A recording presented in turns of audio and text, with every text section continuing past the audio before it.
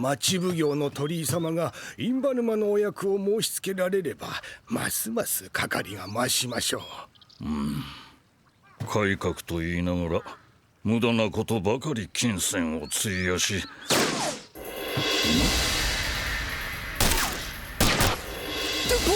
鉄砲じゃ！盾だ！盾となれ！表と裏を固めろ！狼藉者を逃がすな！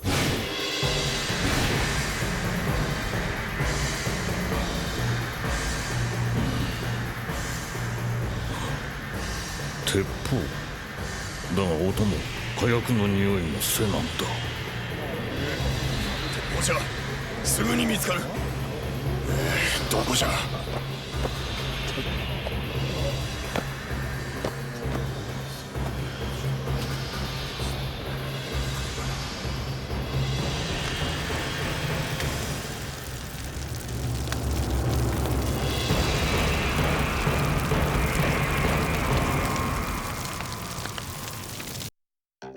言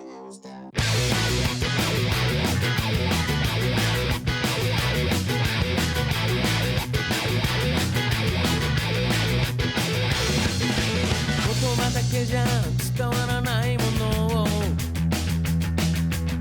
一番伝えたいのはなぜ靴底をすり減らして裸足でも止まれないのはなぜカバンの中に星空嵐の夜もそこにあるそろそろ旅に出ろ両方に咲く花よ花よゴロゴロ泥だらけ胸を焦がす夜明け夜明けそろそろ走り出せ壊れるまで遊べ遊べ踊ろうよ泥だらけ胸を焦がす夜明け夜明け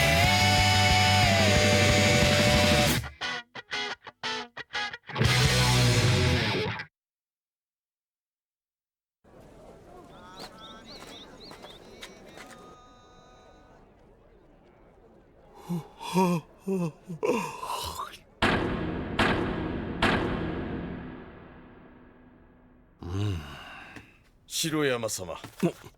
いや小笠原様、随分とご無沙汰でしたからお見せするものはだいぶ溜まっておりますよ。そのようだな。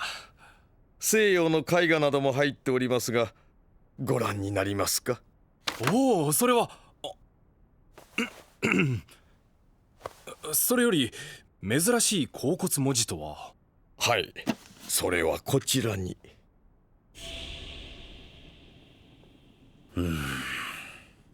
どうだ？読めませんよこれじゃ。確かに綾紙のようだが。これはどこから？こちらのご用人様はあちらの文字にお詳しいので？うん、まあ門前の小僧なんとやらだ。誰が小僧だ？小笠原様のもとには秀でた方がお集まりで、もしお手すきの方などいらしたら。用心棒の口利きをしろと？近頃は凸国のものを扱っているというだけで、うろんな輩が狼藉を働くものですから、腕利きの方がいてくださったらと。武士も安く買える時世か。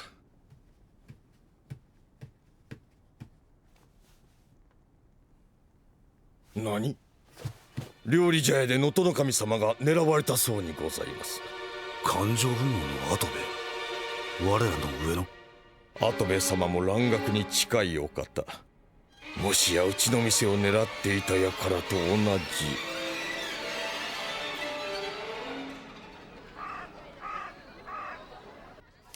じ。へえ。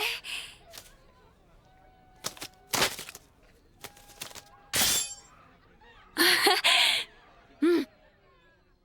注文通りだ。そりゃよかった。お嬢さん、本当にこの間の化け物みてえなのを追いかけていなさるんで？うん、私にしかできぬ役目だ。なんだ？いえ、何か罰当たりな気がしまして。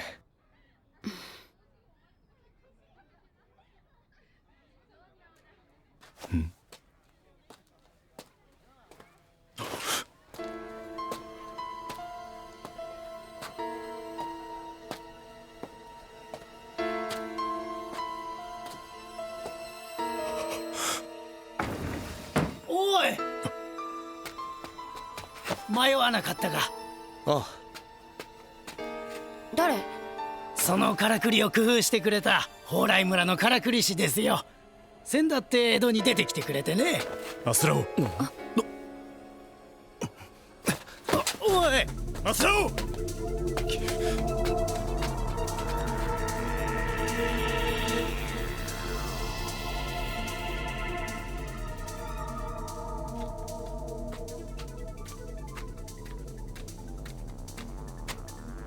確かこの辺りに来たはずだが。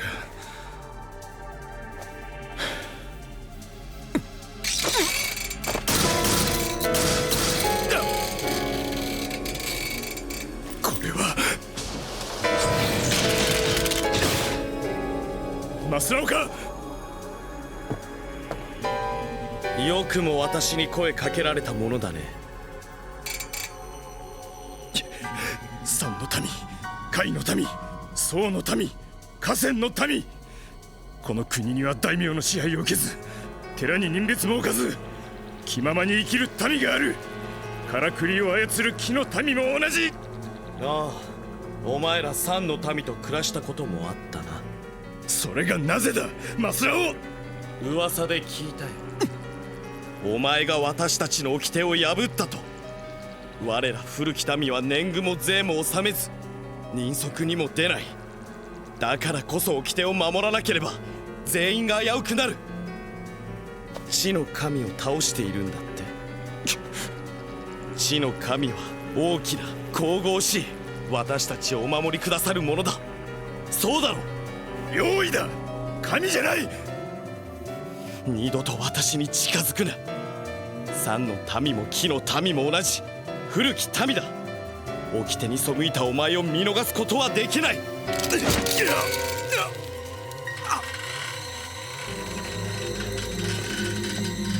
待て、マスラオ。マスラオ。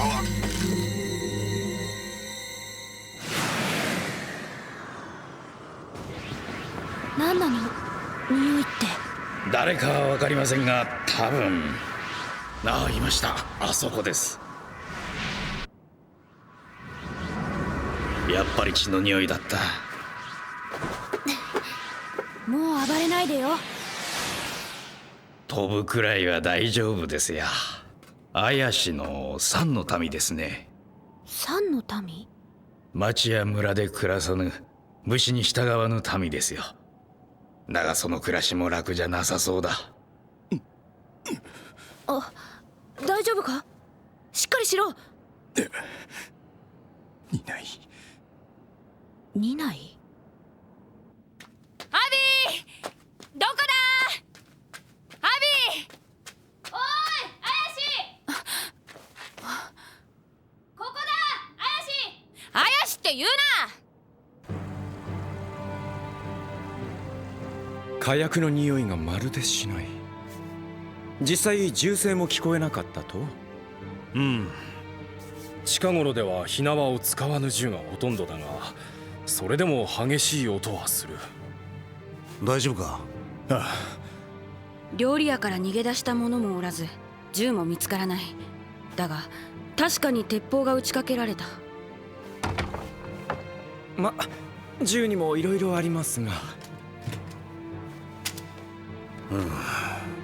布か綿でくるめば少しは静かになりそうだが。それじゃ目立ちますから、ますます打ち手が分かろうってものじゃありませんか。このように跡部様が撃たれた時、と甲府。何かの見取り図じゃありませんか？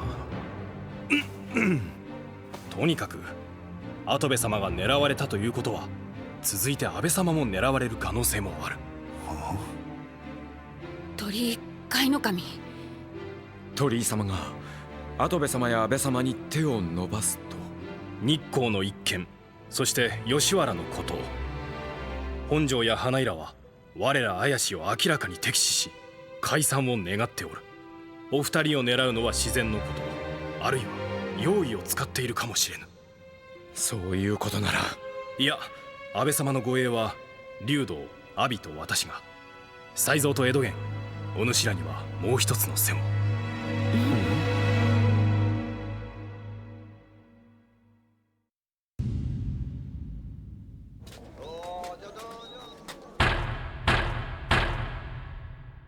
なんで私とお前が商人の用心棒など。ま、なんだか楽しそうじゃありませんか。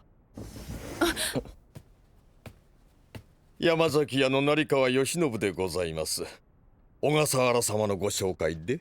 はい。少しは退屈しのぎをさせてもらえるかと思ってね。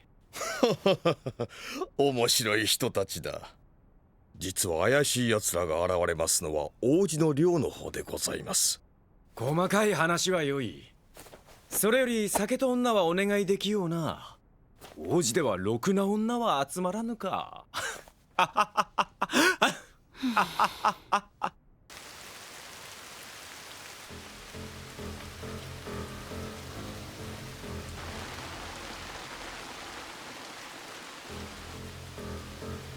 命を狙われているかもしれんのに庭見物もなかろうに。自慢の庭に招かれれば礼儀というもの。様子はどうですか？アビー、もう傷はいいのか？ああ、ちょっとした喧嘩だ。いつもは町民も見物するそうですが、今は門を閉ざし見張りを立てました。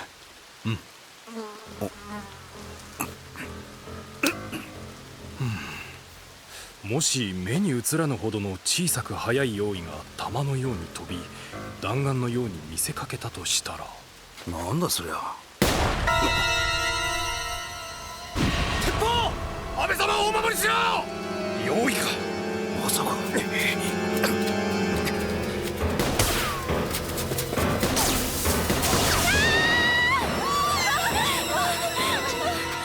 大丈夫ですか？ええ、転んでしまって。さあ、こちらへ。はい。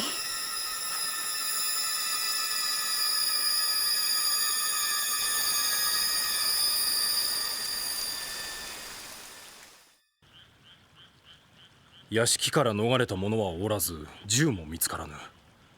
用意の仕業としか思えないではないか。しかしこれは普通の鉛玉です。へえ、見えない狙撃者か。面白そうな一件だね。お前は確か吉原にいた。暁斎だよ、川鍋暁斎。なぜ連れてきた？アトルを連れに行ったら勝手についてきちまったんですよ。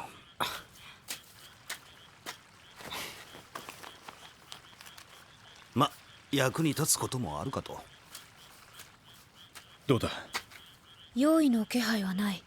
ええ、それに火薬の匂いもしませんが。用意の仕業じゃないとしたら。なんだこれ。これは紙？紙でできた鉄砲ならこうして水に溶かしてしまったり焚き火で燃やすこともできるね。銃は火薬を使う。その熱と勢いに紙が耐えられるか？気泡って聞いたことないかい？それは空気鉄砲のことか。空気をたわめて力とする。そんなもの作れるやつがいるのか？紙でできた鉄砲か。知らないな。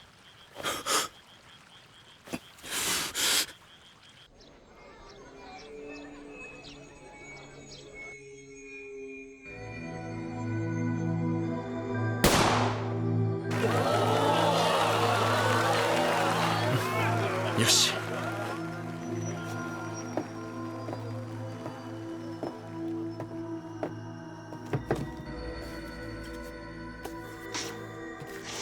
誰だ？あんたがマスラオさんだね。この5日にここ手入れ受けたんだって。本物そっくりの音がする紙鉄砲を舞台で使ったって。なんだお前たちは。それを作ったあんたならもっとすごいものを作れるんじゃないか。本当に弾を飛ばして人を殺せるような。別に板書人用ってわけじゃない。その逆だ。鉄砲売ってほしいんだよ。教材。どこにでも持ち込めて使った後はかまどで燃やせちまう。面白いことができるぜ。この世を面白くするんだよ。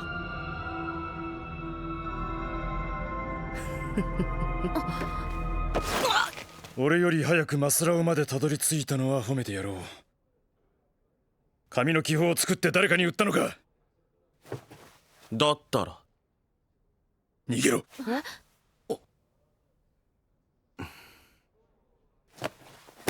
これは紙を糊で固めたものだ。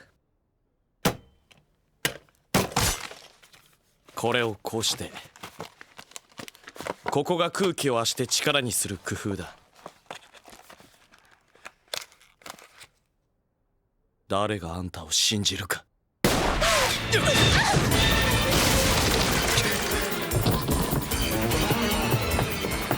待てマスラオ。もし銃の出所が知れたらお前も罪になる。そうすればお前ももう木の民ではいられない。不眠として町の方で裁かれる。そんなのは俺だけでいい。お前の知ったことか。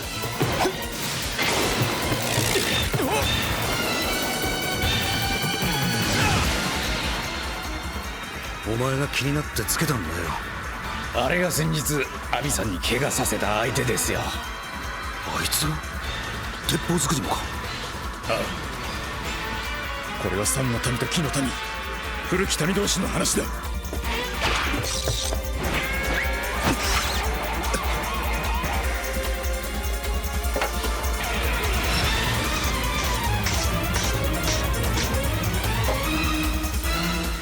あいつが撃ったのか、それとも誰かに銃を渡したのか。言えないんだ。それも古き民の掟だ。マスラオ。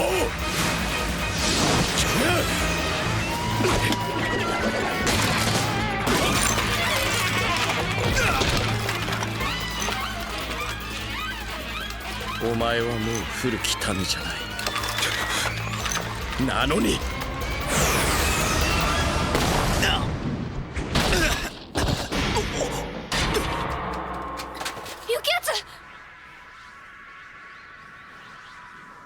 雪安さん。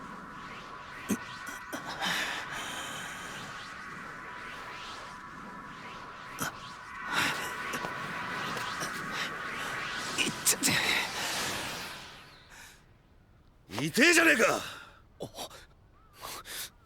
痛えに決まってんだろ。なんでこんな。なんでって。雪安さん。ああ、大丈夫だ。アビがお前さんをかばったのと同じだよ。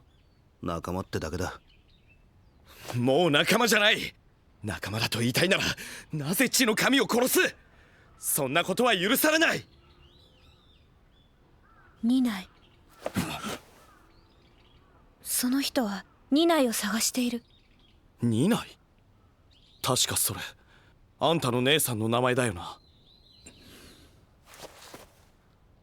ニナイがいなくなった。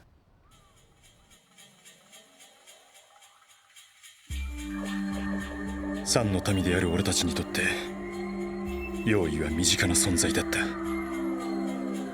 それはふとした時にそばに寄り、時には死んだ用意を見つけて食った。それはめったにないごちそうだ。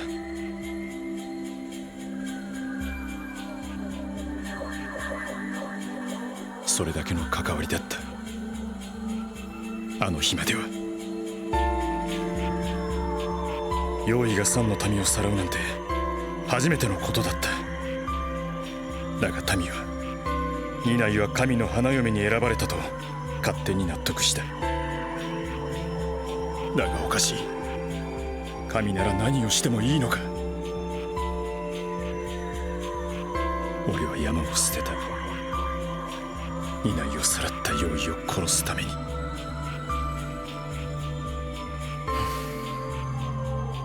二内なら俺は見たぜ。どこでだ、教えてくれ、頼む。薬種問屋の山崎屋の寮だ。紙鉄砲を収めた日、確かに二内を見た。二内が、本当に二内が。よく話してくれたな。おっさん、あんたが出しゃばってくるから。待てよ、山崎屋といえば才蔵と江戸源が。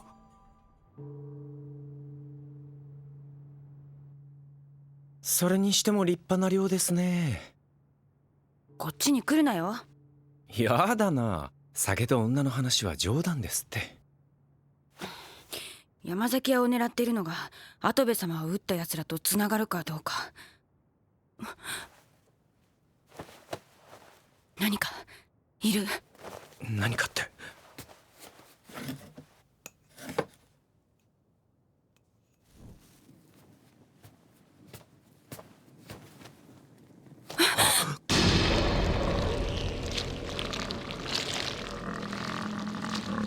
まさかあれは用意。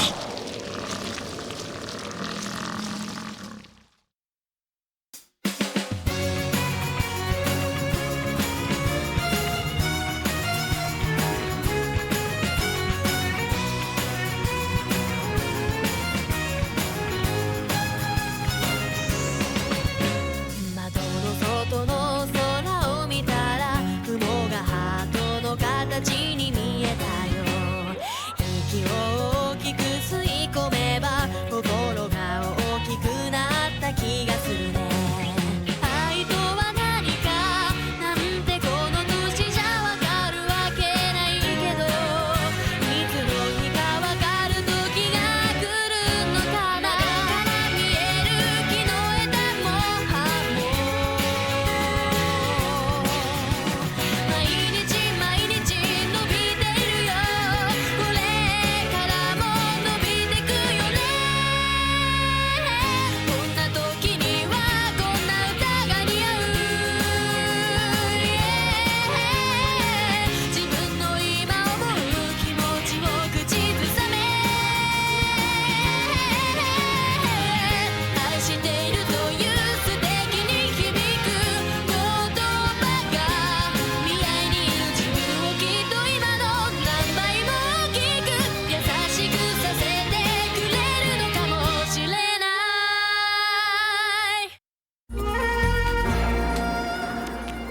幕閣を襲う教団。それは国つかみの裁きなのか。すべては阿炎の姉が望む世界。17の話、隔離よ。